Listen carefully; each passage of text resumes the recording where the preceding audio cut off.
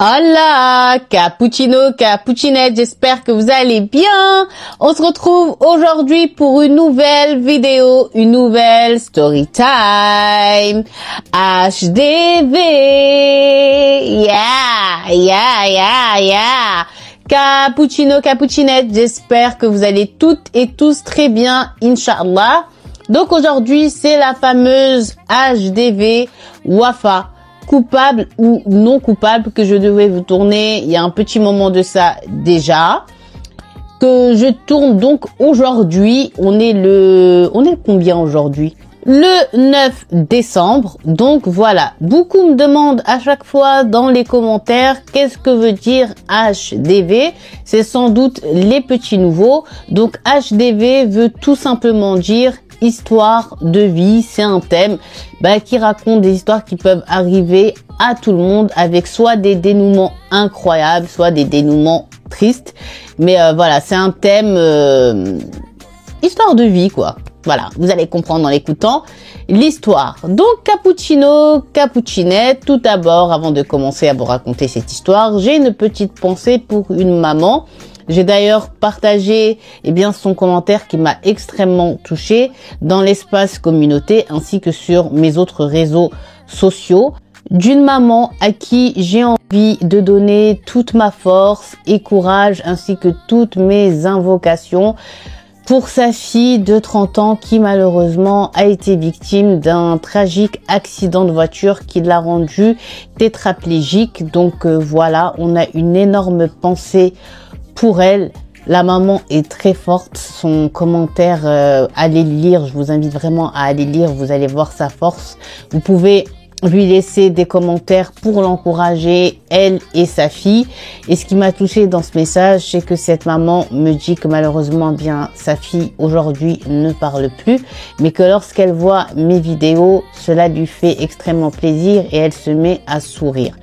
Donc, vraiment, je continuerai tant que Dieu va me le permettre et que vous me le permettrez vous aussi en restant fidèle à la chaîne, à faire sourire cette jeune femme. Malheureusement, j'ai pas son prénom, mais je pense que la maman et elle-même vont se reconnaître. Voilà, je te fais de gros bisous et Inch'Allah que Dieu t'aide à, comme a dit ta maman, à surpasser cette épreuve, Inch'Allah. Et je doute pas que tu vas y arriver, car ta maman est une personne formidable. Rien qu'à travers ses mots et ses paroles qu'elle a écrit, j'ai senti que c'était une personne formidable. Que Dieu te la garde, te la préserve et vous préserve ensemble, le plus longtemps possible. Donc je te fais d'énormes bisous et peut-être un jour espérer te rencontrer.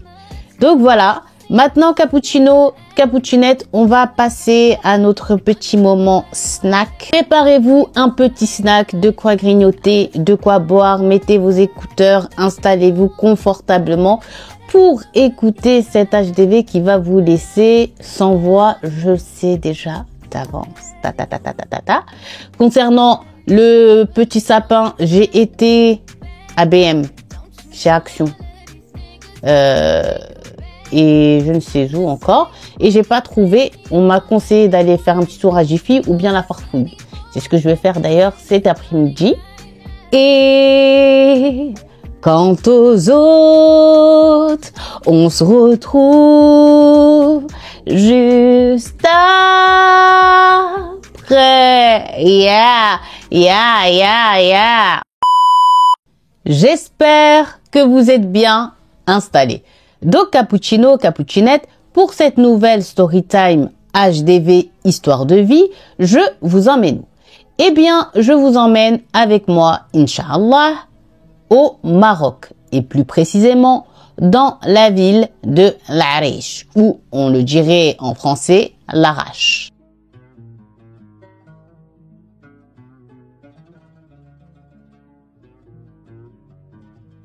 Donc dans cette ville de L'Arish, on a un père de famille qui s'appelle Abou Wafa, qui est connu comme ça, mais c'est pas son prénom, c'est juste parce que son aîné s'appelle Wafa et donc les gens, quand ils l'interpellent, lui disent Abou Wafa, le père de Wafa. Explication compliquée, juste pour vous dire que c'est le papa de la principale intéressée de cette histoire. Donc, Abu Wafa, avec sa famille, il faut savoir qu'il a, masha'Allah, 6 filles. Et donc l'aîné, c'est Wafa. Il faut savoir aussi qu'ils habitent, eux, dans le village qui est juste avant l'entrée de la ville de Arish. Donc, le père de Wafa, avec sa famille, ils sont dans une situation financière extrêmement, extrêmement difficile.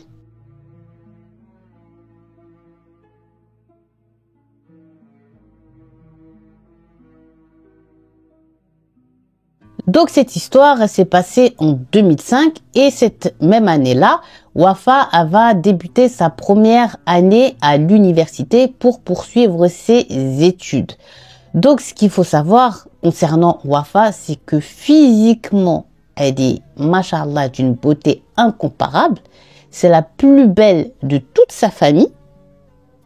Et au-delà de ça, intellectuellement, elle est juste super, super intelligente.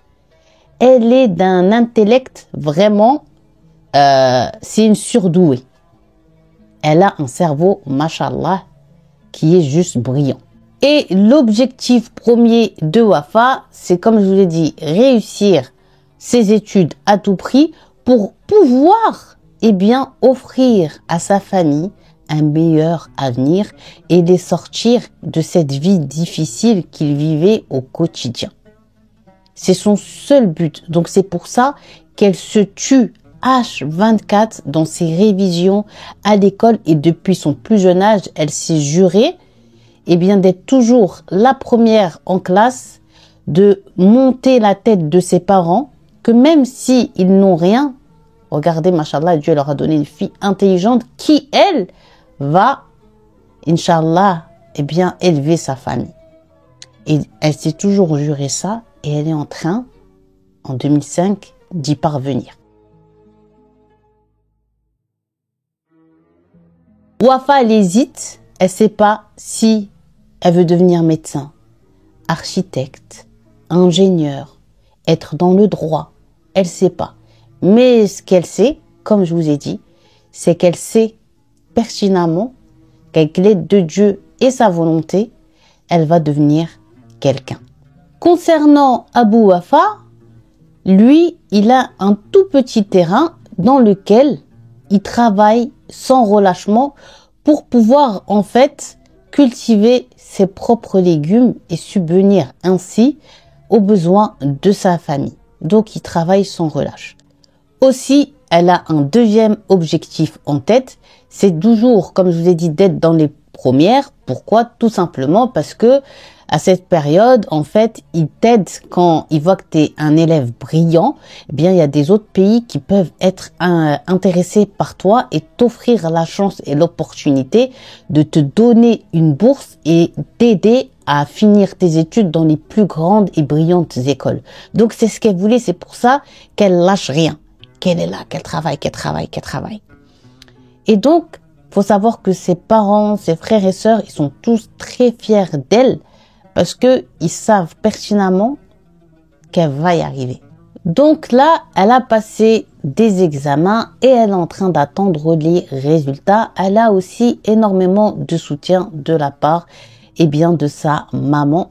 Sa maman, elle aime Wafa vraiment de tout son cœur. Elle aime tous ses enfants, mais Wafa, comme c'est sa première fille, elle voulait tellement devenir maman, elle avait galéré avant d'y arriver. Le jour où elle a appris qu'elle était enceinte de Wafa, qu'elle a accouché Wafa, qu'elle l'a vu la première fois, son amour à elle, il était à part. Mais elle aime les autres enfants. Donc, sa mère, elle est toujours derrière elle, pas en lui mettant la pression, en lui disant, genre en gros, qu'elle sait que c'est elle qui va changer leur vie. Arrive alors le jour des résultats des examens. Quand Wafa se rend pour voir les résultats, elle est choquée. Et vous aussi, vous allez être. Parce que ses efforts ont payé. Elle s'aperçoit qu'elle est l'une des 3 élèves à avoir la meilleure note, le meilleur résultat dans toute la ville de Arish. Donc là, c'est la fête, le père de Wafa, il danse, sa mère, elle pleure, elle tient Wafa dans les bras, ses sœurs, elles sont autour d'elle en train de la féliciter. Voilà, tout le monde est choqué parce que tout le monde sait que Wafa Zama vient d'une famille qui est pauvre, qui n'ont rien, que c'est la misère. Et donc, les gens, ils sont choqués. Comment elle a réussi? Bah, justement, c'est quand tu viens du plus bas que tu veux toujours monter au sommet. Et quand tu y arrives, quand tu viens surtout des milieux comme ça, c'est toujours beau. Donc là, tout le monde est sous le choc. En plus, là, directement, Wafa, elle se dit, Ya Rabbi, elle demande à Dieu, Dieu, aide-moi à avoir cette bourse. Et sa famille sont autour. Eux aussi sont contents, ils se disent, là, ils commencent à voir, on va dire, le bout du tunnel. Ils commencent à vraiment à mettre tous leurs espoirs en Wafa. Et Wafa leur dit, vous inquiétez pas, je vais rien lâcher et je vais nous offrir une vie de rêve. Elle dit que toutes les nuits où elle n'a pas dormi, qu'elle est restée à réviser par force, c'est pas parti pour rien, ça n'a pas été gaspillé, c'est sacrifices, c'est énormément de choses qu'elle a fait. Alhamdoulilah, aujourd'hui, le résultat, il est là. Donc, il est de tradition, au Maroc, dans chaque ville, quand il y a des résultats qui sont juste magnifiques, somptueux, tels que Wafa, ils font des cérémonies spécialement pour eux, pour leur remettre des prix. Il y a des personnes importantes de l'État, il y a des professeurs de renom, des personnes très importantes d'autres écoles qui viennent un peu, vous savez, comme dans les films américains, le coach là qui vient regarder quel garçon il pourrait prendre pour leur école, tu sais, des trucs un peu comme Harvard et tout ça. Il y avait ces gens-là parmi la foule, c'était un jour important. Et donc, quand on va leur donner ce tekrim, c'est-à-dire cette récompense, eh bien aussi, on invite les membres de la famille de chaque personne diplômée à assister à cette cérémonie d'exception. Donc, ce jour-là, c'est exactement ce qui va se passer.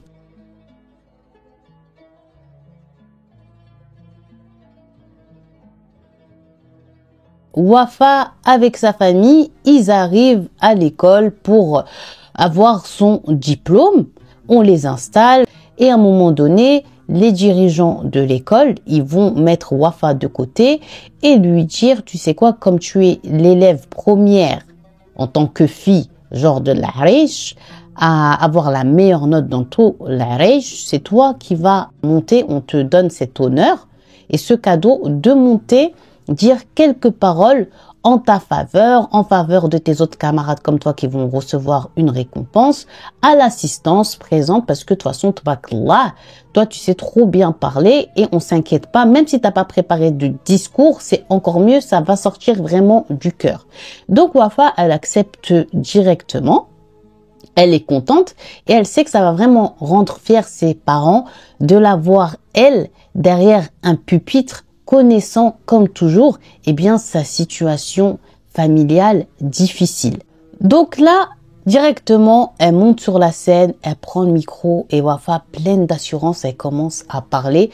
On dirait qu'elle a révisé son speech des heures et des heures durant. Alors que là, tout ce qu'elle dit, ça, son maintien sur scène, comment elle tient son micro, comment elle regarde avec assurance, comment elle bégaye pas, c'est trop beau à voir. Ses parents, ses sœurs, ils ont la bouche ouverte. Tous les autres personnes qui sont là, ils ont la bouche ouverte. Il n'y a aucun bruit, il y a personne qui chuchote, tout le monde l'écoute parce que quand elle parle, au-delà déjà de sa beauté physique, même quand elle parle, elle a quelque chose qui fait que tu vas l'écouter. Et donc là, c'était ce qui était en train de se passer. Vous savez, pour vous donner un peu une image, c'est comme moi. Quand je parle, vous êtes obligé de m'écouter. Je rigole, mais c'est pour vous donner un exemple, Zama, de comment, genre, elle arrive à capter les personnes. Donc là, Wafa, elle est dans sa lancée, personne n'a envie qu'elle lâche le micro, qu'elle s'arrête de parler. Tout le monde est accroché à ses lèvres. Et donc, comme je vous ai dit, il y a des personnes de l'éducation nationale, il y a des grandes personnalités, des donateurs importants, il y a les familles, il y a quelques élèves. Et parmi aussi ces gens-là, genre, il y a des personnes, on va dire, religieuses. Et parmi ces personnes religieuses va entrer en jeu un personnage aussi principal, vous allez voir, qui s'appelle Hajj Abdullah.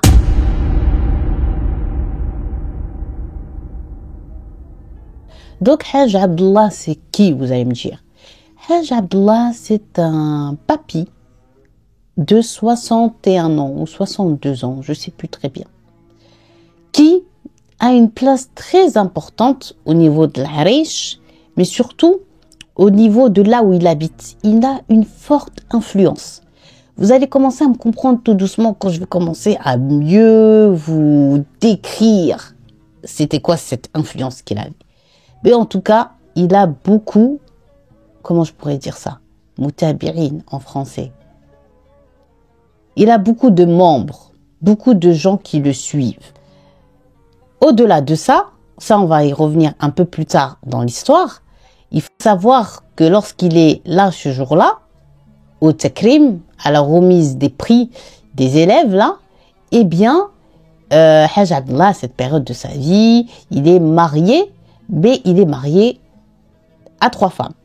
Ok, il est marié à 3 femmes et il est aussi connu et reconnu pour aimer se marier. Se marier, mais aussi divorcer. Mariage, divorce, mariage, divorce, mariage, divorce, mariage, divorce. Il a tendance à se marier avec les filles des personnes qui le suivent, des personnes qui sont membres. Je veux pas dire le mot tout de suite, mais vous allez comprendre, qui sont membres de sa mouvance à lui, quoi, qui suit. Parce que au-delà de ça, c'est quelqu'un, voilà, qui s'est fait une petite mosquée, on va dire. Il s'en est intronisé d'imam, donc il prie avec les gens, il prie pour les gens. Qu'est-ce qu'il fait d'autre? Il donne des cours. Il donne des conseils, voilà. Et il a énormément de personnes et il n'est pas connu d'hier ou d'aujourd'hui, il est connu de Zaman. Ça fait longtemps qu'il y a même des gens qui sont venus d'ailleurs pour pouvoir être installés avec lui. Vous allez commencer à comprendre l'image là de ce personnage. Que vous n'êtes pas prêt, je vous assure, d'oublier après cette histoire. Il a un vice horrible que je vais vous décrire.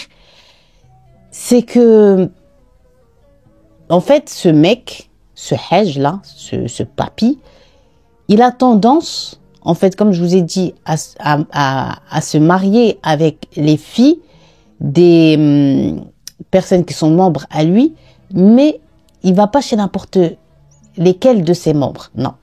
Il va toujours sur 2 catégories de ses membres. Soit un qui est à terre, c'est-à-dire pauvre, vraiment pauvre, ou soit un que là-haut, il a un peu, je vais dire le terme, débile ou simplé, tu vois. Il va que sur ces 2 catégories-là, sur ces 2 terrains-là. Et comme ces personnes, elles sont prêtes à tout pour lui, même, je pense très fortement, à mourir pour lui, eh bien, pour eux, dans leur tête, c'est un honneur d'avoir une de leurs filles mariée avec cette personnalité-là. Le truc, c'est que il va se marier avec des jeunes filles. Il veut toujours que ces jeunes filles, elles soient encore vierges. Et il n'a aucun mal à les convaincre. Je parle des parents et des familles de ces jeunes filles. Et bien même à les marier quand elles sont même pas encore en âge légal au niveau de la loi, à les marier. Il peut se marier avec une petite de 12, 13 ans. Les parents, ils vont rien dire. Et vous allez me dire, mais comment ils font pour se marier alors si c'est pas l'âge légal? C'est simple. Ils font, comment expliquer ça? Genre ils font un mariage express religieux, mais pas comme il doit être fait. Donc là, c'est pas possible. Et les personnes, et les parents, et eux, acceptent. Surtout que, genre en gros, à ce mec-là, à ce Hajj Abdullah, tu peux pas lui dire non. Et les gens, ils veulent pas lui dire non, parce que dans leur tête, je sais pas comment ils le voient, mais c'est comme une forme d'adoration. C'est simple. J'ai traduit le mot pour mot comme je l'ai lu. Ils avaient pour lui une dévotion et de l'adoration. C'était vraiment pour eux un être à part. Donc les parents, ils n'arrivaient pas à jauger soit que c'était mal de faire ça, et surtout interdit, mais surtout mal, ou soit en fait ils s'en fichaient, ils savaient pertinemment, mais c'était juste pour dire que leur fille était mariée à ce pervers, hein, parce qu'il a profité de petites filles. Donc là, une fois que ces petites, elles sont mariées à ce yeuve, eh bien sûr, ça se passe mal. Dans 90% des cas, ça se passe extrêmement mal. Donc, au bout de quelques mois, ou bien même pas un an de mariage avec ces jeunes filles-là, eh bien, il les divorce parce qu'il en a marre, ça y est, il a fait ce qu'il avait à faire et il les renvoie chez eux. Et après, tout de suite, il se remet à démarcher, à rechercher auprès des personnes qui le suivent parce qu'il sait très bien que comme il l'adore, c'est de l'adoration. Et lui, il en joue, il en profite. Il sait qu'ils vont jamais lui dire non. Jamais, aucun n'a osé jusqu'à aujourd'hui lui dire non. Eh bien, il savait que il n'aurait aucun mal et il a toujours vécu sa vie comme ça. Mais là, vous allez vous dire, en fait, c'est quoi le rapport de Wafa et sa famille avec lui? Le problème, c'est que comme ce yeuve, il est assis dans l'assistance et que Wafa, elle est juste en train d'exceller, de briller, d'être, elle-même une reine sur cette scène et qu'elle a laissé tout le monde sans voix, le gars la voit. Et c'est là le problème. Le gars, il la voit et quand il la voit, directement, ce vieux schnock, il commence, à être fou, amoureux d'elle, éperdument, coup de foudre, directement. Il la regarde, il la scrute, il s'imagine déjà avec elle. Vraiment, quelque chose de grave. Et tout de suite, il se dit dans sa tête, mais attends, elle est jeune, comme je les apprécie, elle est voilée, elle s'habille genre convenablement, remplit tous mes critères. Elle est en plus intelligente. Cette jeune fille ne sera à personne si ce n'est à moi. Et là, vous allez voir qu'on va rentrer, vous et moi, dans un cauchemar. Donc là, comme je vous ai dit, il a des adorateurs, je vais les appeler comme ça, qui sont vraiment dévoués pour lui. Et il a des sbires, il se déplace jamais tout seul, quoi. Il a toujours des personnes, comme je vous dis, qui sont prêts à mourir pour lui. Il va donner la mission à un d'entre eux qui est quelqu'un en qui il a vraiment confiance pour faire quoi? Tout simplement pour suivre Wafa, amener quelques informations, connaître son nom complet, où est-ce qu'elle habite, qui sont ses parents, combien de frères et sœurs elle a, ce qu'elle compte faire dans son avenir, etc., etc. Donc, là, ce qui va se passer, c'est que cette personne ne va pas se faire prier. Dès que Hajj Abdullah parle, les gens s'exécutent. Même si pertinemment, ils savent que non, stop. Il se cache, il se sert de la religion pour faire ces trucs malsains. Donc, le mec, comme je vous ai dit, comme il a parlé, il va s'exécuter. Le mec, il part, tac, en mission, et lui, il est là, à regarder un Wafa, qui rigole avec ses amis, il est là, Wafa, il est déjà amoureux, tout le monde est parti, les ministères de l'éducation nationale, les personnes importantes et tout, il n'y a que lui qui est assis comme ça, appuyé sur sa canne, et qui regarde les va-et-vient de Wafa.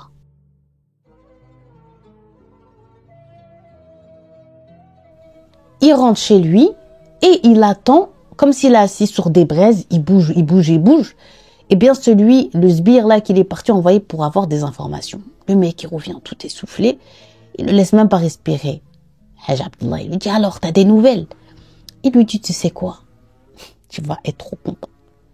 Cette petite-là, Wafa, son père, il prie à la mosquée où toi, tu pries pour les gens là et où tu donnes des cours. Et en plus, j'ai appris que c'était quelqu'un qui aimait qui tu étais, ta personnalité, et qui est en gros un membre de notre mouvance à nous, quoi. Donc là, quand il entend ça, le vieux, il est super content. Parce que pour lui, vu que je vous ai dit quoi? Je vous ai dit que lui, comme il l'a dit aussi, pardon, qu'ils sont pauvres et tout, il sait que il est membre et il est pauvre, il va réussir à manger dans sa tête au père de Wafa.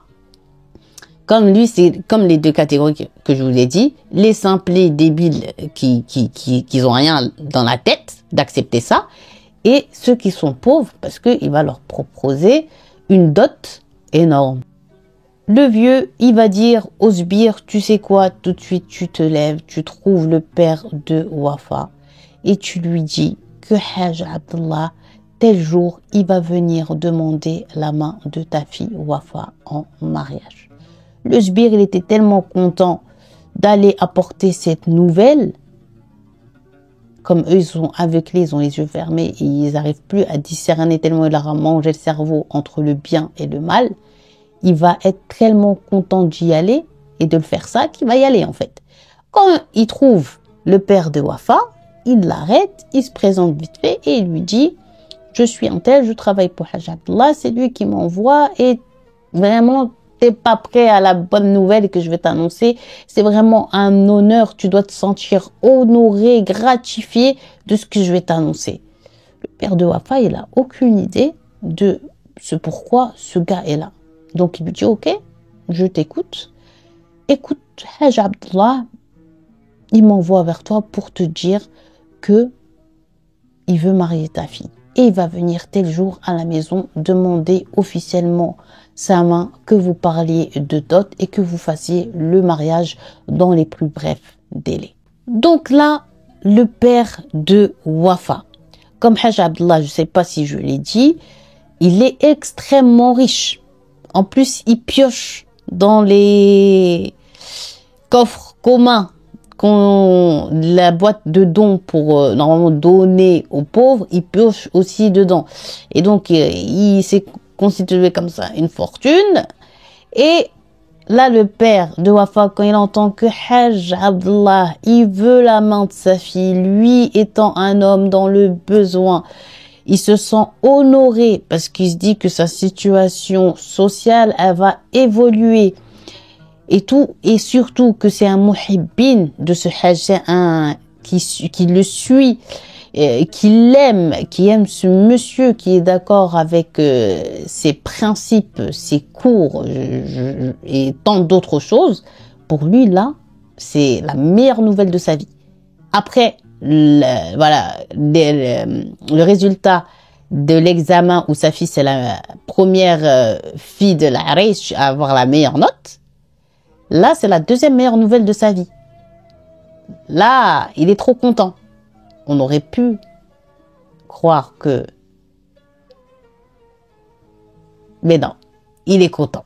Il rentre chez lui, il met, je sais pas combien, 2 minutes, c'est pas comme d'habitude là, il marche très vite, rapidement, pour pouvoir annoncer à Wafa, tu sais pas ma fille, comment ta vie, elle va être magnifique, tu sais pas qui vient de me demander ta main.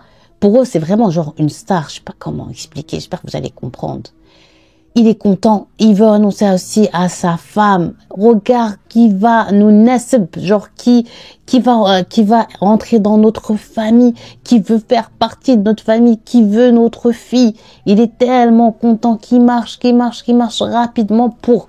Ouf, il va exploser de joie, il veut que cette joie, il veut la partager absolument et cette nouvelle avec sa femme et avec sa fille. Il appelle sa femme, viens vite au salon, viens vite au salon, viens vite au salon, une nouvelle incroyable à t'annoncer, il se tient les mains sur la tête, il est content, il se frotte les mains, il sourit.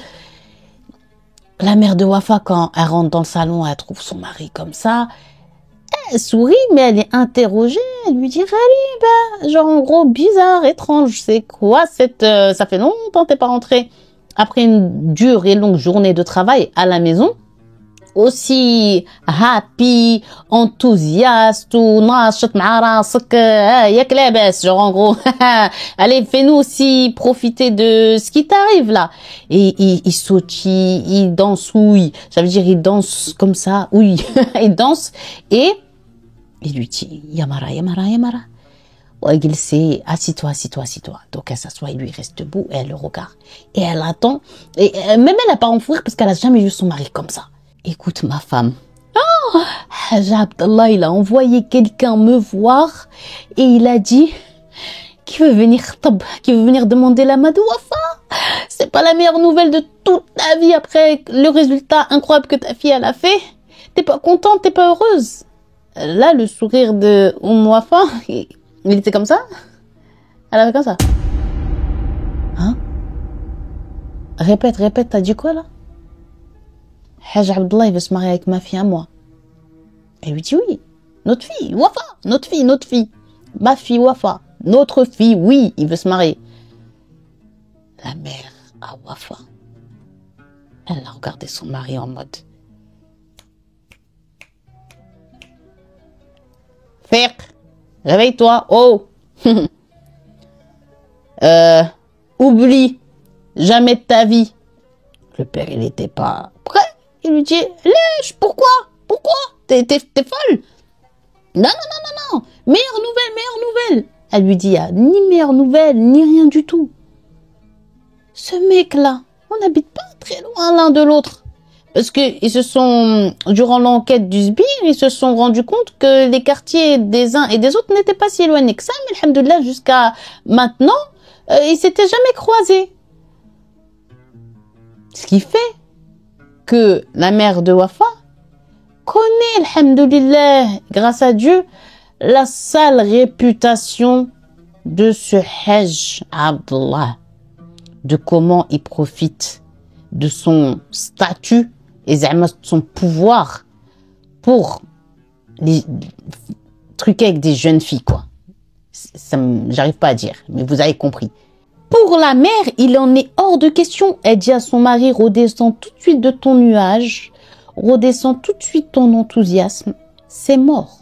Je ne permettrai jamais ce mariage. Le mec, il a déjà 3 femmes. Au-delà d'avoir déjà ces 3 femmes, il fait que de se marier et divorcer. Au-delà de marier et divorcer, le gars a 62 ans. Il est plus vieux que toi et moi, nos 2 âges ensemble réunis. Et ma fille, elle est trop petite encore et trop jeune pour se marier. Elle connaît rien de la vie en couple et tout ça. Et je veux qu'elle reste comme ça. Je veux qu'elle se concentre que sur son avenir et ses études. Donc tu vas m'oublier ta joie là. Ouf! Jamais si t'étais en joie que pour ça. Il fallait même pas rentrer vite t'essouffler comme ça. Il fallait m'appeler au téléphone. Je t'aurais évité peut-être une crise cardiaque à force d'avoir fait une marche rapide comme ça, parce que c'est non. Donc là, la mère, elle lui fait, on se réveille, 16 ou 17, je sais plus très bien, temps et 62 ans. No way. Focus. Open your eyes, open your mind, surtout, ok? Et dis, a'oudou billahi minash shaitanir rajim. Même si tu l'aimes, ce gars, continue à l'aimer toi seulement. Continue à aller, si tu veux, à sa mosquée, écouter ses doros, ses cours. Mais ça s'arrêtera là. Il y aura rien de plus entre nous, quoi. No way. Ok? Voilà. Là, le père, quand il a entendu ça, il est redescendu un peu, mais pas complètement, parce que regardez ce qu'il va dire à sa femme. Ok. On appelle la petite. On va appeler Wafa. On lui dit, et en vérité, ça aide décider, ça aide. Donc, les deux, ils se mettent à appeler Wafa pour qu'elle vienne. La mère, avant qu'elle arrive, elle dit, ma fille, je la connais, elle est comme moi. Alhamdoulilah, ici, remplie, c'est bien, pas comme son père. Alhamdoulilah. Elle va dire non, tu vas voir. Le père dit, on verra. Et il attend. Et il accueille sa fille comme ça, avec ses 32 dents. Bien, j'ai un truc à te dire. Wafa, elle s'est assise et ses parents, ils vont commencer à lui dire, écoute, il y a Hajj Abdullah qui a envoyé quelqu'un à ton père et lui a dit qu'il voulait venir d'ici 2 jours demander ta main parce qu'il veut se marier avec toi. Là, Wafa, elle a regardé sa mère, elle a regardé son père, elle nous a regardé nous, et elle a dit, non. Bah, vous croyez que j'allais dire quoi? Bien sûr, elle a dit non, elle a dit à son père, écoute, est-ce que tu veux que je aille moi-même avec ma pleine conscience et avec mes propres yep à la destruction de mon avenir? Là, son père, il n'avait plus rien à dire. La mère, elle a dit à son père, je te l'ai dit, c'est ma fille. Wafa poursuit en disant, j'ai, alhamdoulilah, l'opportunité d'avoir cette bourse durant laquelle et pour laquelle toute mon enfance, toute ma jeunesse, je me suis privée. Là, je vais avoir la bourse, je vais aller dans un autre pays, je vais obtenir des bons diplômes universitaires, je vais avoir un excellent métier avec lequel, Inch'Allah, je vais porter toute la famille et assumer toute la famille et c'est mon seul truc que j'ai dans la tête. Et toi, à la dernière minute, tout ce qu'on a bâti, tu veux le détruire comme ça en faisant. Et tout s'effondre. Le père, il assiste quand même encore et lui dit, mais tu sais, c'est Hajj Abdullah, c'est pas n'importe qui. T'auras même plus à te soucier de notre statut social ou financièrement parlant, parce que quand il va t'assumer, c'est sûr que tellement qu'il est amoureux de toi, si tu lui dis genre que je veux que tu achètes une meilleure maison à ma famille, que tu fasses telle et telle et telle chose, il va le faire et tu n'auras plus à te préoccuper de savoir si on a mangé à notre faim, si on n'a pas mangé à notre faim. Tu auras tout ce que tu veux, chauffeur, voiture, voyage, tu vas être une véritable princesse parce qu'il est vraiment sous ton charme, il a eu le coup de foudre, il essaie de lui enjoliver les choses, son père de lui embellir les choses et surtout il assiste, c'est pas n'importe qui. On a du mal à dire non à ces personnes-là. Oublie pas que nous, genre en gros, on n'est rien. Je déteste les personnes qui, parce que genre elles ont pas, elles se rabaissent. Non, ne te rabaisse pas.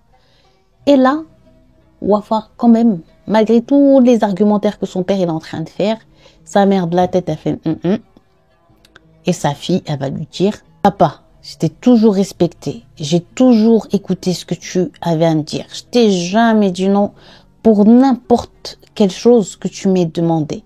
Et s'il te plaît, j'aime pas là devoir te dire non, ça me rend mal à l'aise parce que voilà, j'ai pas envie d'être irrespectueuse, mais là je suis obligée parce que ça concerne ma vie, c'est mes choix personnels. Donc je te dis non. C'est non, c'est non. J'ai 16 ans, il en a 62. Qu'est-ce que tu veux que je foute avec un mec qui a 62 ans?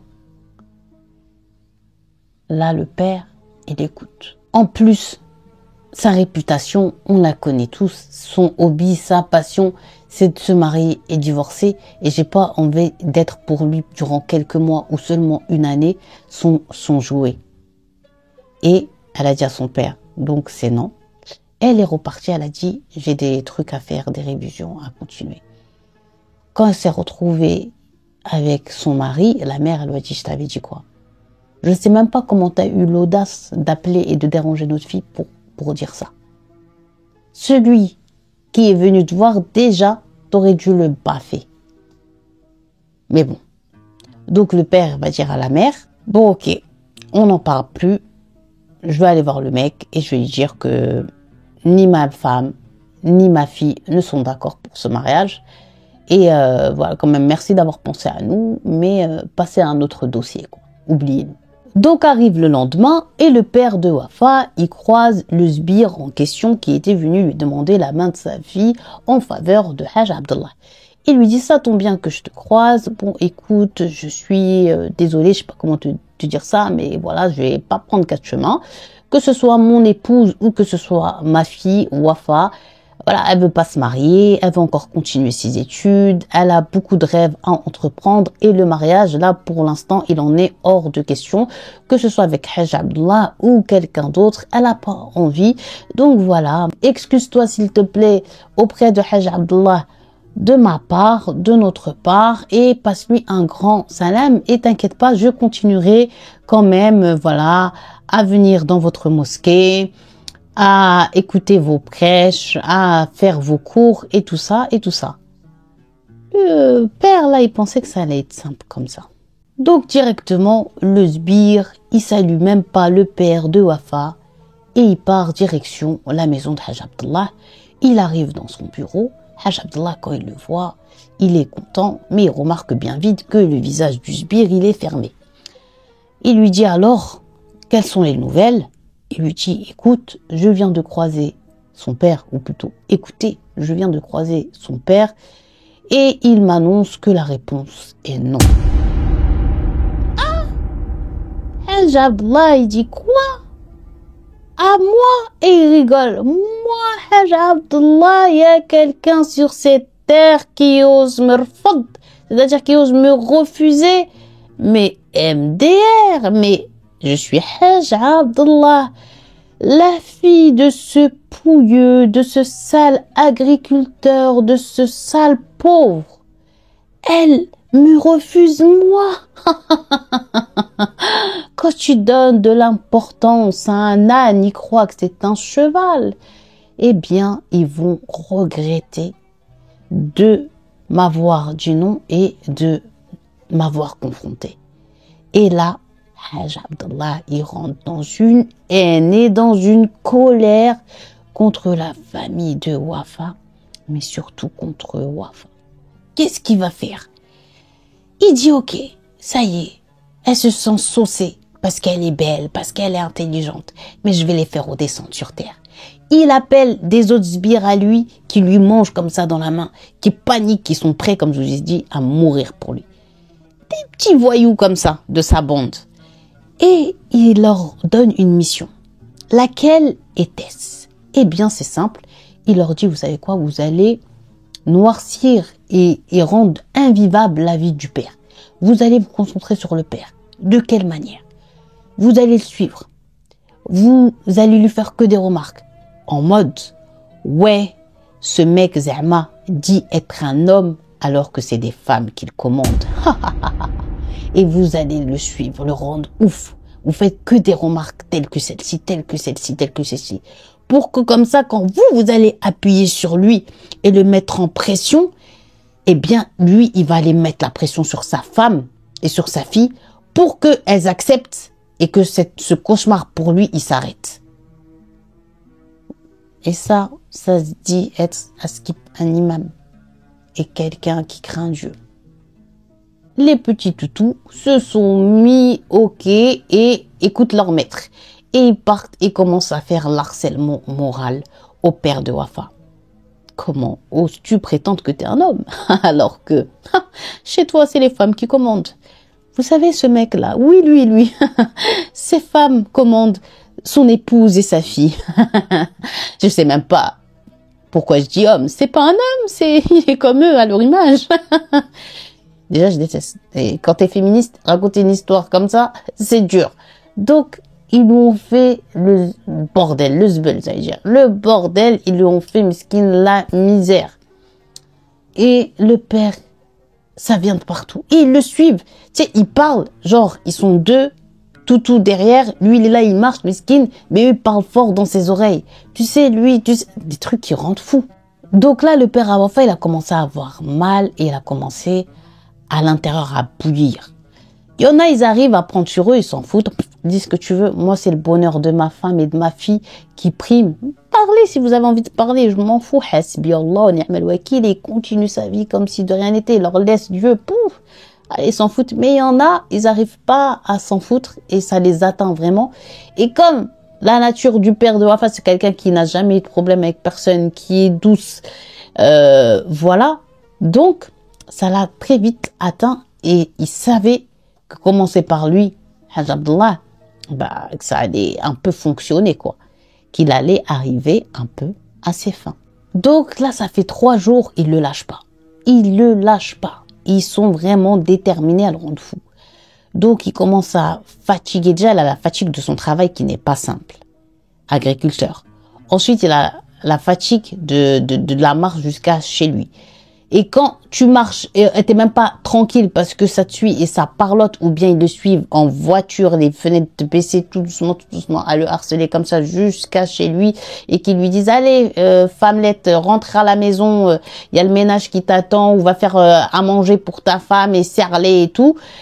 Quand il rentre chez lui, il rentre plus comme il était. Il rentre, il est sur les nerfs, au bord des larmes, il commence à craquer, il s'énerve sur n'importe qui de ses filles qui va passer devant lui.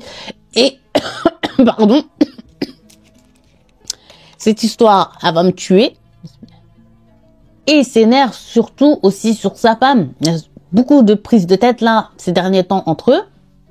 Et il lui explique, ouais, parce que toi, tu sais pas ce que je vis.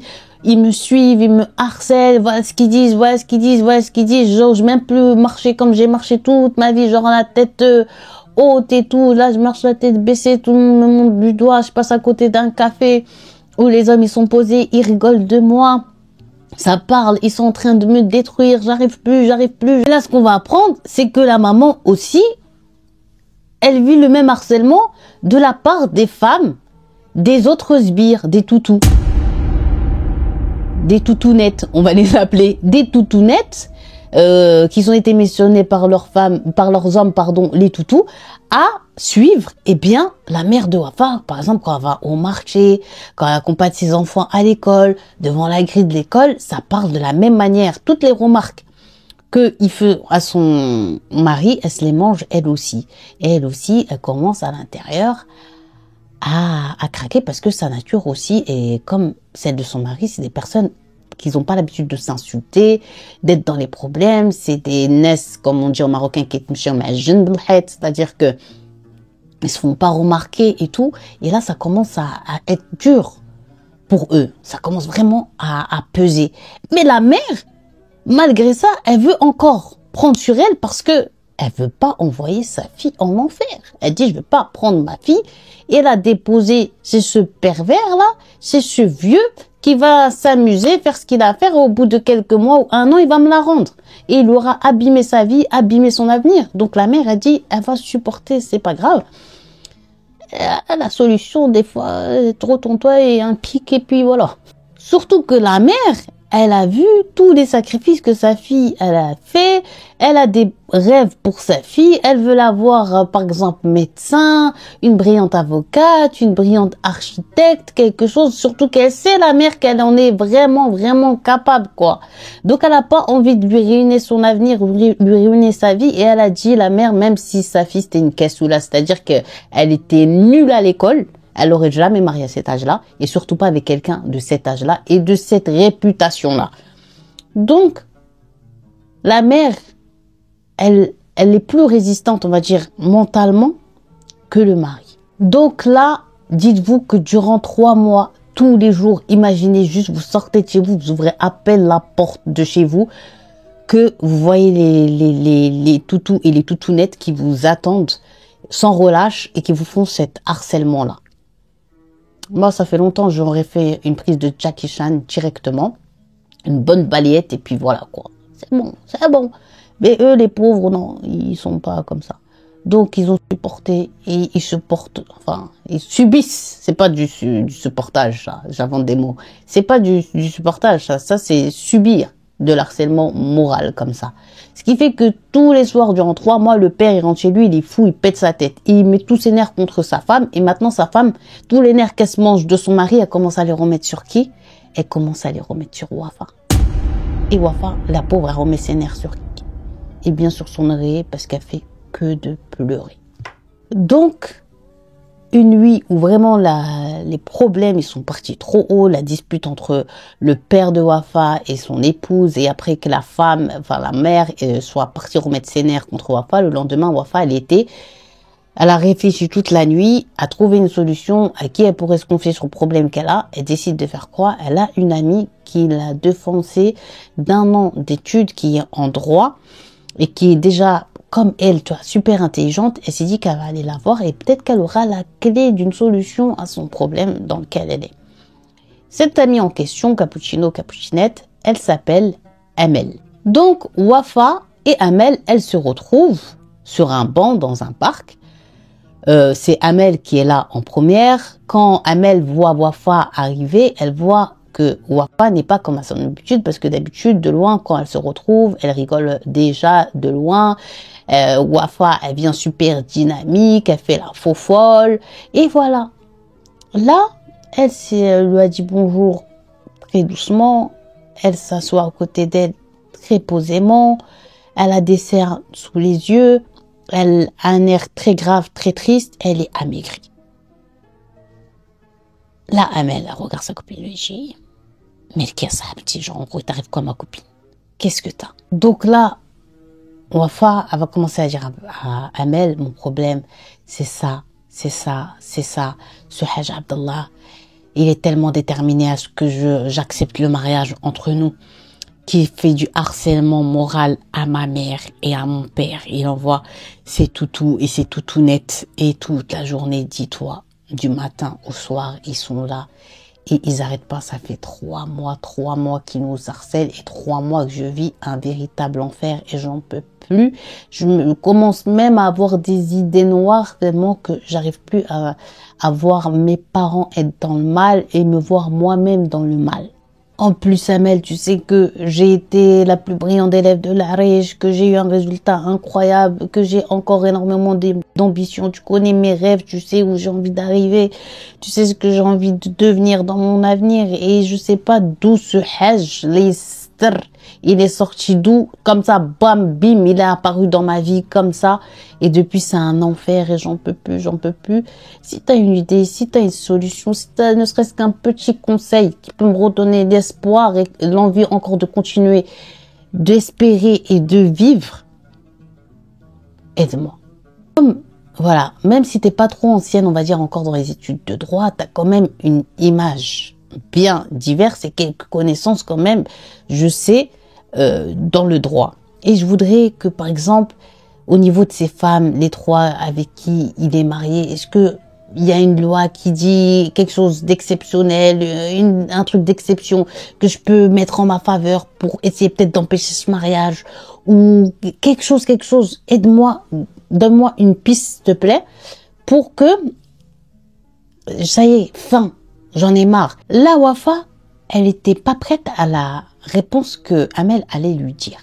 Amel, elle va lui dire, tu sais quoi, Wafa? Wafqi ala zouaj. Genre, accepte cette demande en mariage. Wafa le regarde. J'accepte la demande en mariage. Elle lui dit, Wafqi ala talab zouaj, et je vais dire comment faire. Wafa lui dit, imagine que la condition que tu vas me demander à Hajj Abdallah, là, il accepte et directement, je dois me marier en fait, si au final il accepte mes conditions. Elle lui dit, écoute, fais ce que je te dis, accepte la demande en mariage et tu verras à 100%, et j'en suis sûre, que la condition que tu vas émettre à Hajj Abdallah, il va refuser et il n'y aura plus d'histoire de mariage. Wafa commence un peu à reprendre espoir et surtout le sourire sur son visage. Elle lui dit, écoute, depuis 2003, il y a une nouvelle loi dans le Moudawala qui est sortie. Concernant, voilà, l'homme quand il veut prendre une seconde épouse, ou bien une troisième, ou une quatrième. Avant, l'homme pouvait se marier sans, par exemple, s'il a la première, avoir le consentement de celle-ci pour prendre une deuxième. Mais comme ils ont vu qu'il y avait des abus et des excès et énormément de problèmes, la loi a décidé de se pencher sur ce problème-là et de dire que nul autre homme ou nul homme ne peut désormais se marier s'il n'a pas le consentement de la première. Pour que déjà elle soit au courant, parce que vous savez des fois quand il y avait des décès et que il y a des biens en jeu, etc. Eh bien, la première elle est assise en train de se manger des Allah yarham, menmet, genre en gros des condoléances concernant son défunt mari, et quand il voit là une femme qui débarque avec les enfants, il pense que c'est quelqu'un qui est venu donner des condoléances et ils s'aperçoivent eh bien que c'est la seconde épouse. Et ça faisait des problèmes pas possibles et tout. Donc, ils ont décidé de faire comme ça, que tout soit transparent, quoi. Donc, maintenant, quand un homme, il veut prendre une deuxième femme ou une troisième truc, il faut qu'il ait le consentement de celles qui sont avant, mais qui sont toujours les femmes. D'ailleurs, il y a Najat Hatabou, qui est une grande chanteuse marocaine, qui en a fait une musique qui faisait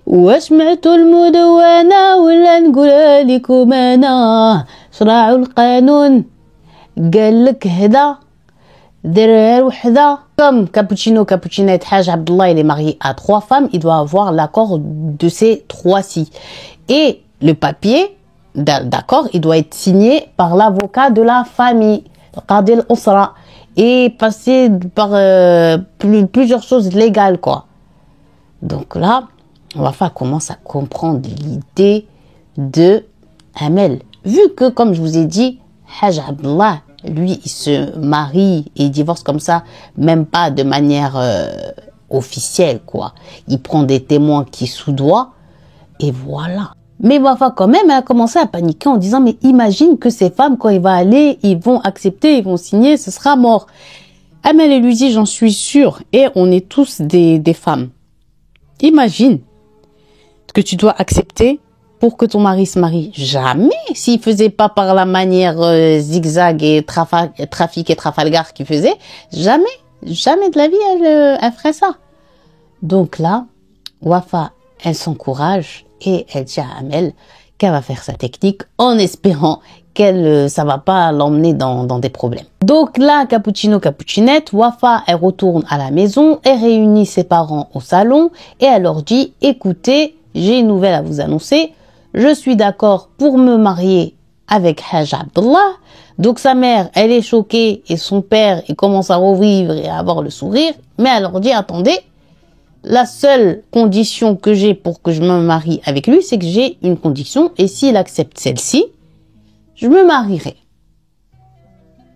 Donc là, les parents, ils se regardent, ils veulent savoir la condition, mais Wafa garde le silence pour que son plan, il se déroule selon ses envies à elle. Et elle regarde son père et elle lui dit, quand il va venir, je veux pas que tu rentres dans les conditions que je vais établir et quand je vais être en train de parler avec lui, je veux pas que tu te mêles. Le père, il a dit, ok, je veux pas me mêler. Mais c'est quoi? Tu veux rien me dire? Elle dit, je veux rien te dire. Donc là, le père, il était tellement mentalement fatigué, il en avait tellement marre, en fait, qu'il a dit à sa fille, mais j'accepte toutes les conditions, je m'en fous, en fait, je suis trop content. Il avait repris le sourire, parce qu'il commençait même à faire des rêves et des cauchemars de ces personnes qui le suivaient H24, il en pouvait plus. Donc là, entendre sa fille dire qu'elle accepte, qu'elle est prête à accepter du moins de se marier avec Haj Abdullah, là, il reprend un peu goût à la vie. Voilà Abu Wafa qui se rend chez Cheikh Abdullah et qui lui dit « Salam alaikum ». Il le reconnaît directement. Haj Abdullah, il lui fait un stop. Il lui dit « Tu veux quoi ?» Il lui dit « Écoute, je suis trop content, je viens chez toi parce que ma fille, elle a finalement accepté et bien de se marier avec toi. » Donc là, il sourit, Haj Abdullah, il dit, ah bon, comment ça se fait? Il dit, bah, je sais pas, c'est d'elle-même, mais en tout cas, elle a dit qu'avant d'accepter vraiment de manière officielle le mariage avec toi, elle veut te voir chez nous à la maison parce que je crois qu'elle a des demandes à te faire. Et Inch'Allah, tu vois, si tu acceptes cette demande, Allah yashal, quoi, que Dieu mette la baraka dans votre union, quoi.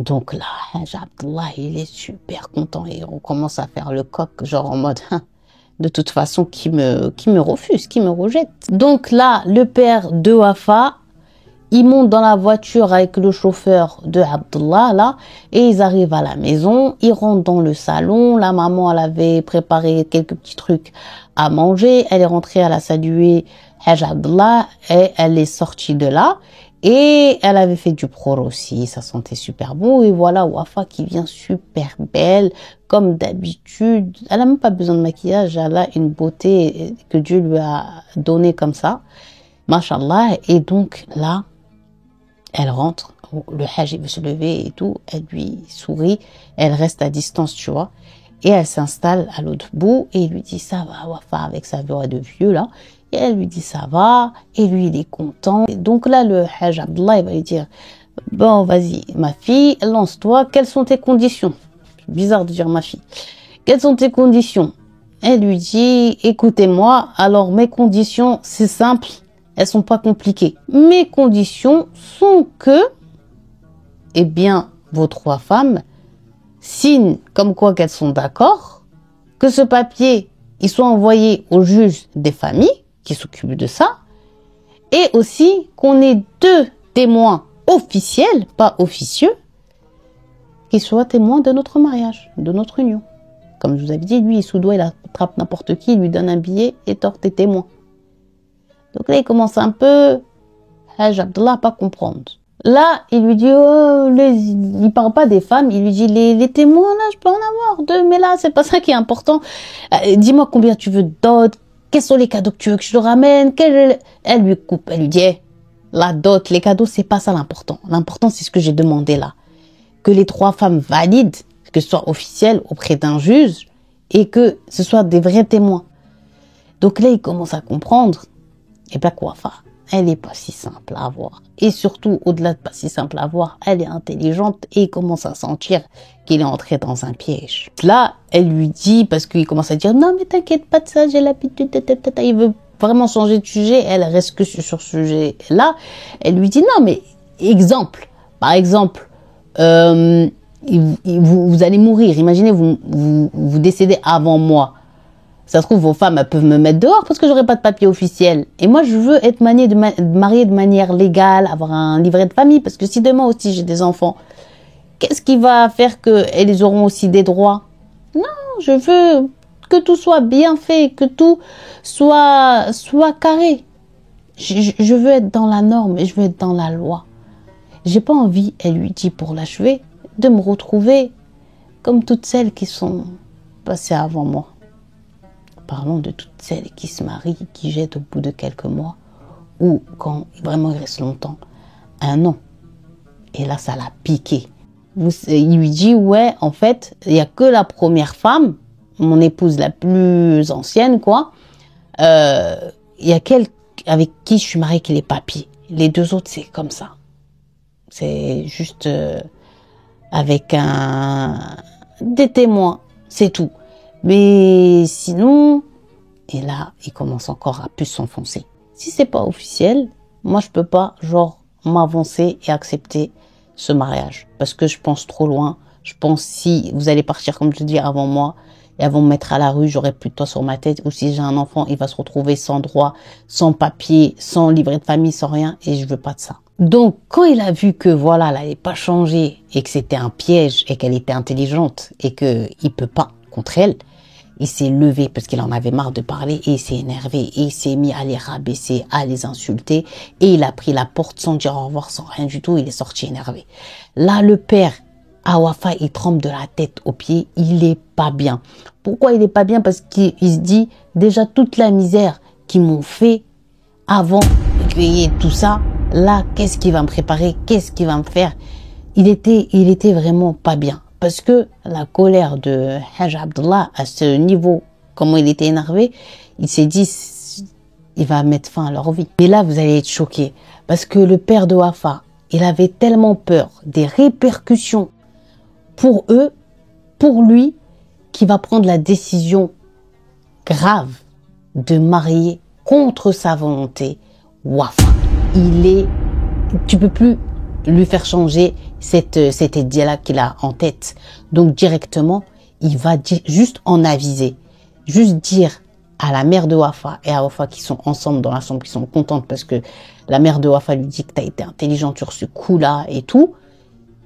Elle voit son mari qui vient et qui lui dit tu vas te marier avec lui, que tu veuilles ou pas.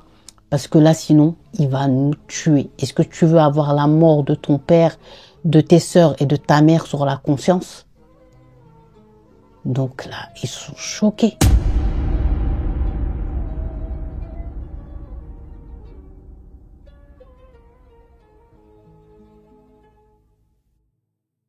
Donc là, directement qu'il annonce ça, il quitte la pièce. Elle avait jamais vu cette facette-là de son père, ni la mère de son mari, ce visage-là, cette colère, ces yeux-là, ces tremblements en même temps qu'il disait ça.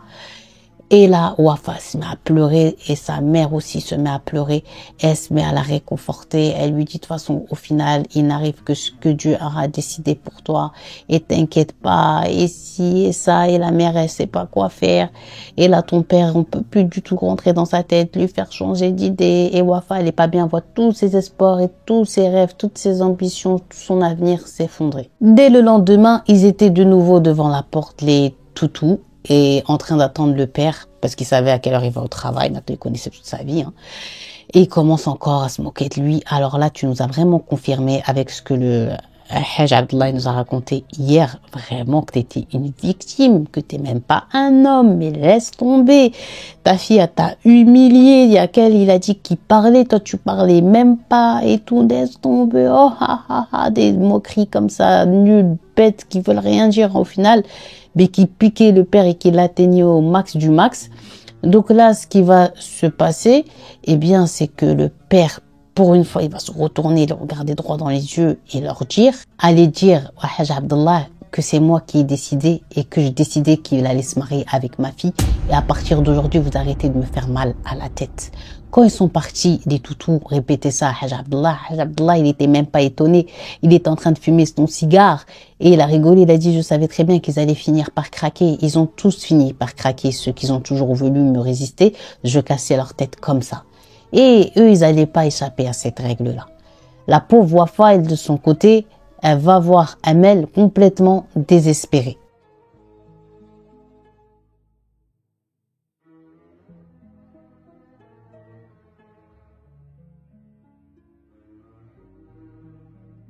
Le plan, il n'a pas marché et ils vont marier de la manière que je voulais pas, c'est-à-dire avec 2 officieux témoins, un bout de papier qui n'est même pas officiel, et ils vont déposer chez Hajj Abdullah, genre en tant que sa femme, et lui c'est mon mari.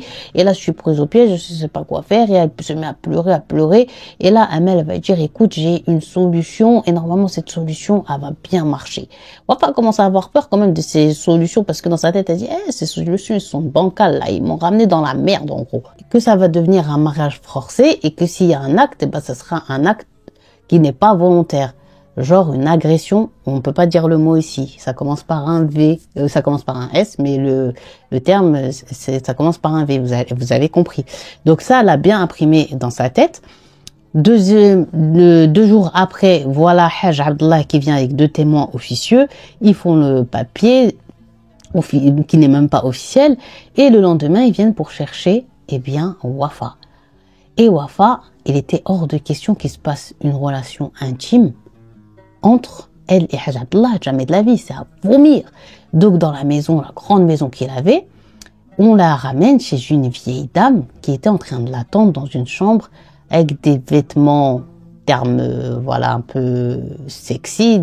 Elle lui fait ses cheveux, elle lui fait un maquillage par force, elle lui met du parfum. Elles sont prêtes, elle les ramène dans la chambre de Hajj Abdullah. Quand elle rentre dans la chambre de Hajj Abdullah, elle dit Wafa, il était en train de faire quoi? Genre, il était en train de prier. Et là, elle a dit, quand elle a vu, elle a commencé à paniquer, vraiment paniquer. Donc là, Hajj Abdullah, il est dans un coin en train de faire la prière. Et donc, quand elle a vu ça, elle a commencé, je vous l'ai dit, à avoir peur. Elle a voulu s'enfuir, partir.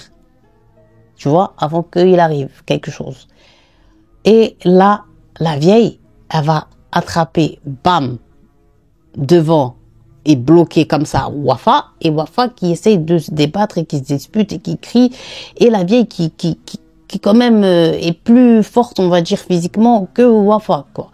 Et pendant toute la prière, il entend ça, que Wafa est en train de se débattre, qu'elle est en train de crier, qu'elle est en train de s'insulter. Quand il a fini sa prière, il se lève, il va derrière la porte et il prend quoi, s'il vous plaît? Il prend comme une corde qu'il avait et il s'avance vers Wafa et il essaye genre de l'attacher, quoi. Et donc là, Wafa, comme elle avait 16 ou 17 ans, je sais plus, elle est jeune, elle est grande en taille, machallah, et physiquement, ça va, elle aussi, elle commence là à bien se défendre. Donc, dès qu'il s'approche, elle lui met des coups comme ça, elle le repousse, elle se laisse absolument pas faire, et à un moment donné, elle va le pousser si fort qu'il va tomber, bam, sur le dos comme ça, en arrière. Donc là, une fois qu'il se relève, la vieille, elle avait un peu lâché son emprise, mais directement, elle ressaute sur Wafa. Donc là, le vieux, il se lève, il est énervé, il plie la corde en deux et il fait un truc, vous savez, comme Indiana Jones, comme ça. Donc là, il s'approche du dos de Wafa et il dit à la vieille avec sa tête, genre de la lasser, de s'éloigner, et il commence, ce vieux connard, eh bien, à taper Wafa, la pauvre qui n'a jamais été tapée par ni son père, ni sa mère, ni ses sœurs, ni personne. Personne lui a jamais posé Miskina la main dessus. Il est en train de lui faire une dinguerie là. Donc elle était tellement choquée, la pauvre, elle s'est mise à quatre pattes par terre comme ça et elle essaye de se défendre. Et lui, il transpire comme un yinche et il met toute sa force qu'il a et il la tape et elle dit pardon, pitié, ça y est, j'arrête, s'il vous plaît, arrêtez. Là, quand même, elle essaye de se défendre et elle va mettre un coup qui va faire que le Hajj, il va tomber par terre à son niveau. Et comme il est à son niveau, il a encore la corde, il essaye de l'attraper. Elle donne des coups à la vieille qui essaye de s'approcher. Et la vieille, là, quand même, elle avait commencé à fatiguer. Donc, elle osait plus trop venir. Donc là, il y a combat contre Wafa et ce vieux avec sa corde, là, qui veut absolument l'attacher. Mais là, il va se passer quelque chose d'incompréhensible. C'est-à-dire que je sais pas, durant leur bataille, comment ils étaient en train de se battre, comment la corde, elle va faire ce qu'elle va faire. Écoutez, Wafa, elle voulait tellement plus, la pauvre, recevoir cette corde qu'elle s'est pas rendue compte que la corde, à un moment donné, en fait, dans leur bataille, je sais pas comment elle s'est retrouvée autour du cou du vieux, mais elle l'avait pas vu. Et comme elle tirait pour l'empêcher et lui tire de l'autre côté pour garder la corde, elle, pour lui enlever la corde, elle s'est pas aperçue, que la corde était autour de son cou. Donc, ce qui fait que elle est tirée, lui il tire. À un moment donné, elle va voir que il va perdre connaissance. Du moins, c'est ce que Wafa pense, qu'il est seulement en perte de connaissance. Et là, Wafa commence à entendre que le vieux, il a de plus en plus de mal à respirer, mais elle comprend pas. Elle voit que ses yeux, ils grandissent et qu'il cherche de l'air. Et à un moment donné, il lâche son dernier souffle. Et il meurt comme ça, la bouche ouverte et les yeux ouverts. Et là, elle recule, elle est en panique. Et la vieille, elle avait ramassé ses forces. Et elle a tout de suite compris, elle, que Abdallah, il était parti, il était dead down. Donc là, qu'est-ce qu'elle va faire, cette vieille femme? Se lève, elle laisse Wafa qui vient de se rendre compte que le Hajj devant elle, il est mort. Elle commence à pleurer, elle est en panique, elle comprend plus rien, elle tremble de la tête aux pieds, elle a du mal à respirer. La vieille, elle sort de la chambre, elle sort de la maison et elle commence à crier dans tout le quartier. Hajj Abdallah s'est fait tuer, Hajj Abdallah s'est fait tuer. Au moment où elle hurle ça, un des sbires de Hajj Abdallah est en même temps en train de passer dans la rue et il est choqué d'entendre ce que cette vieille femme qui connaît très très bien est en train de dire.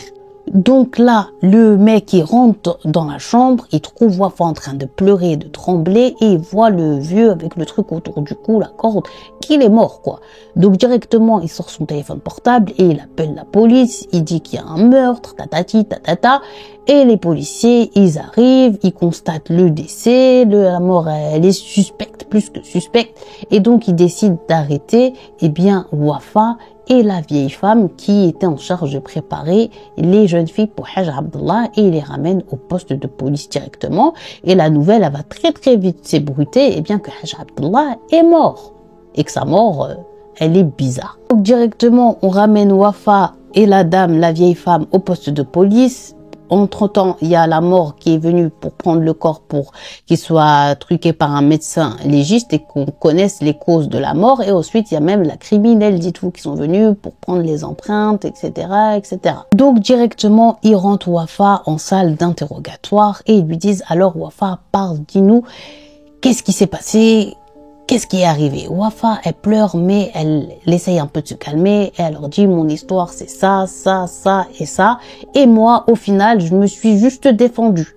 Je me suis juste défendue parce que il a cherché à me tuer, il m'a tabassé comme jamais.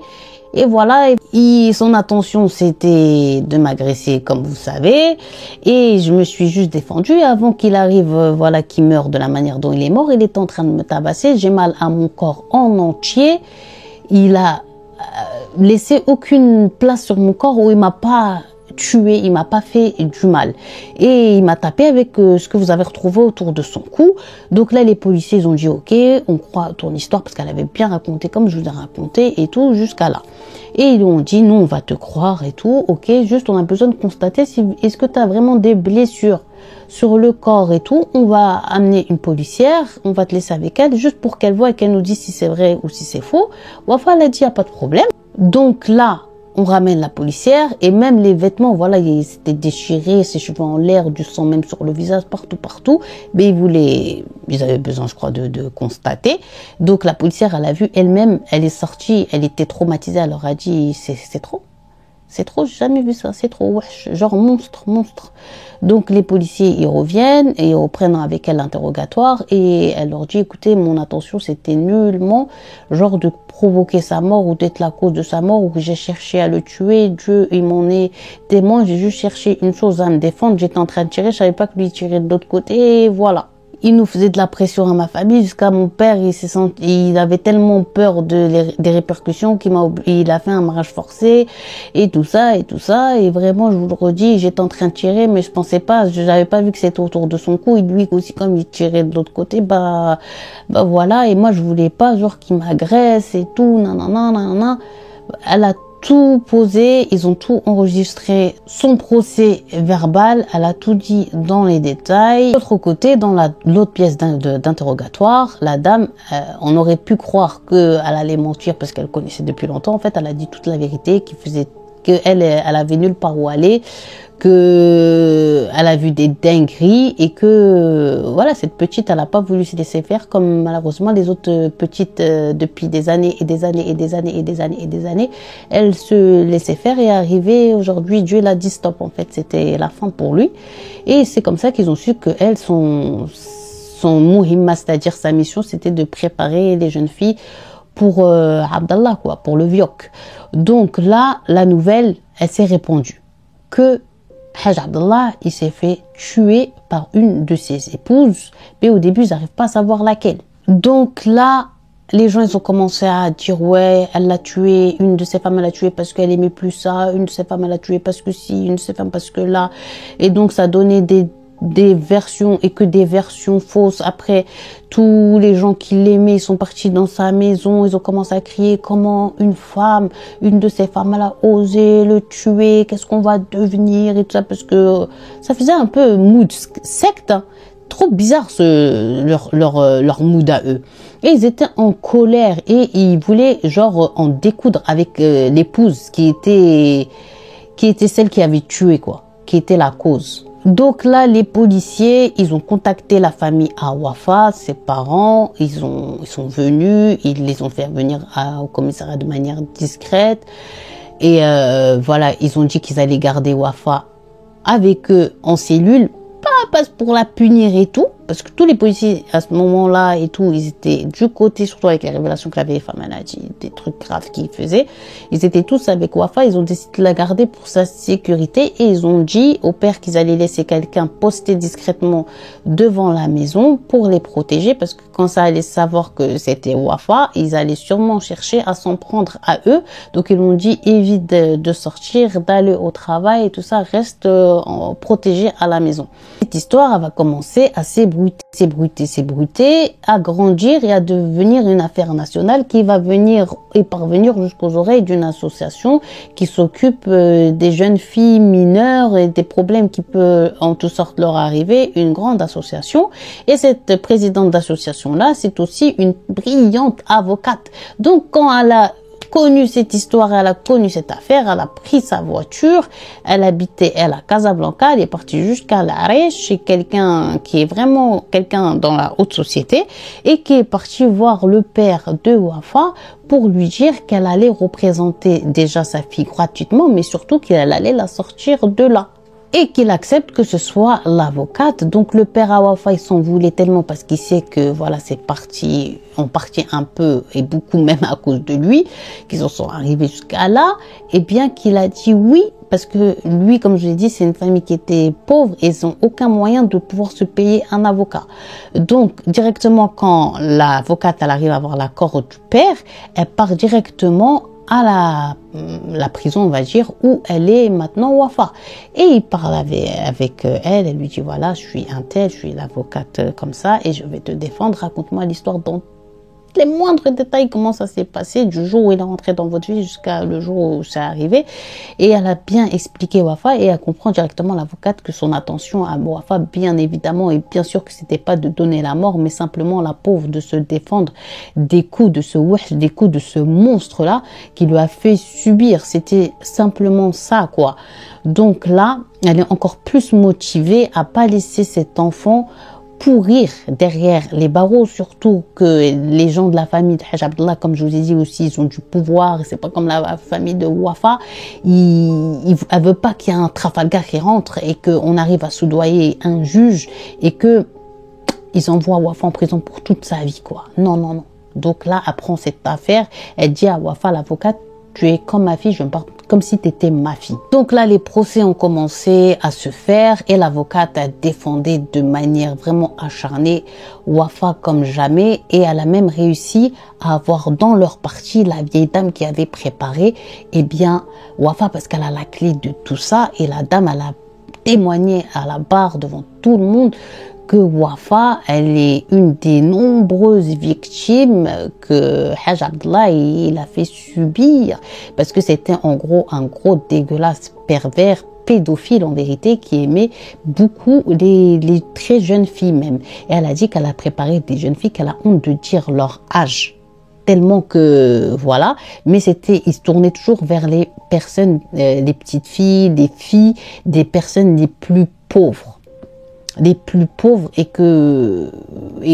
qui n'avaient rien dans le cerveau et qu'elle en a préparé. Elle peut même pas dire combien de fois en fait il s'est marié et il a divorcé. Dites-vous qu'ils ont même ramené après les 3 épouses Zama qui étaient les officielles. Ils ont vraiment trouvé que la première qui était la plus âgée, c'était la seule qui était mariée de manière légale avec un livret de famille. Mais les 2 autres, elles sont mariées que sur un faux papier qui n'est même pas officiel. Et quand ils ont pris les noms des témoins, ils ont fait venir ces témoins-là. Les témoins-là, ils ont dit et avoué qu'ils ont été soudoyés et payés juste pour être témoins, mais qui connaissaient même pas ce Hajj Abdallah. C'était un billet qui traînait, ils l'ont pris et voilà. Donc, ils ont vraiment découvert la partie très sombre de ce mec. Donc, durant les 2 mois, le policier qui s'occupait de l'enquête, quand même, il a décidé que c'était pour la survie de Wafa qu'elle devait rester en prison et qu'elle sortait que lors des procès parce que il y avait quand même, malgré que tous les travers, la partie pédophile pervers qui était, ce Abdallah, ce Vioc, les gens quand même, ils voulaient tuer ceux qui vraiment, il leur a mangé le cerveau. C'est pour ça que je vous dis, il y en a, ils ont dit que c'était une secte, en vrai. Et après 2 mois d'un long procès acharné, d'une histoire vraiment dure, difficile, le verdict va tomber. Et le verdict va être que Itlaq Saraha, c'est-à-dire innocente de tout. Va vivre ta vie, tu t'es juste protégé quoi, d'un monstre. Allez, acquitté, sans rien du tout. Donc là, la famille de Wafa, la juge, tout le monde a respiré. Tout le monde. Acquitté parce que au final, cette jeune fille a cherché juste à défendre sa vie. Parce qu'elle allait en premier temps déjà être agressée de manière, vous savez quoi. Et en plus de ça, il l'avait tapé. Bref, beaucoup de choses qui étaient dans la défaveur de l'autre. Donc, c'était, on va dire, de la légitime défense, mais qui avait pour nul but de donner la mort. Donc, juste un peu avant qu'elle sorte de manière officielle, ça y est, de la prison, sont venus la voir, une association comme pour les droits humains, je sais pas comment ils appellent ça. Ils sont venus la voir pour lui proposer quelque chose. Qu'ils l'ont trouvé sur un campus dans une autre ville, une chambre universitaire qui prenait à leurs frais tous ses frais scolaires, d'études, et qui lui donnaient en plus un ratib, c'est-à-dire chaque mois ils vont lui donner de l'argent jusqu'à la fin de ses études. Donc ils les ont déplacés, elle et sa famille, dans une autre ville parce qu'ils avaient encore des gens qui avaient dit qu'ils allaient mettre fin à leur vie. Donc on ne sait pas maintenant où ils ont refait leur vie dans le Maroc, mais on est content que l'histoire pour eux se soit finie ainsi. Donc voilà, Cappuccino, Cappuccinette, pour cette story time, Wafa coupable ou non coupable. J'ai fini cette vidéo.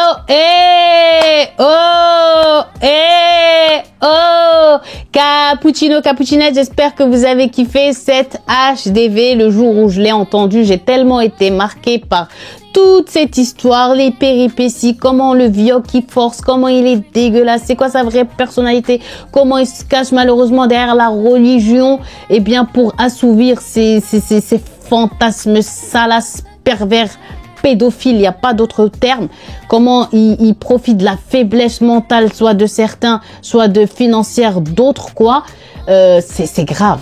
Je déteste ce genre de personnage, et cette histoire vraiment, elle méritait sa place soit en crime, soit en HDV, mais pour moi je trouve que ça faisait plus HDV parce que c'est une histoire trop dans ce thème, quoi. Donc Cappuccino, Cappuccinette, j'espère que vous avez kiffé cette histoire et que son attente, eh bien, en valait le coup.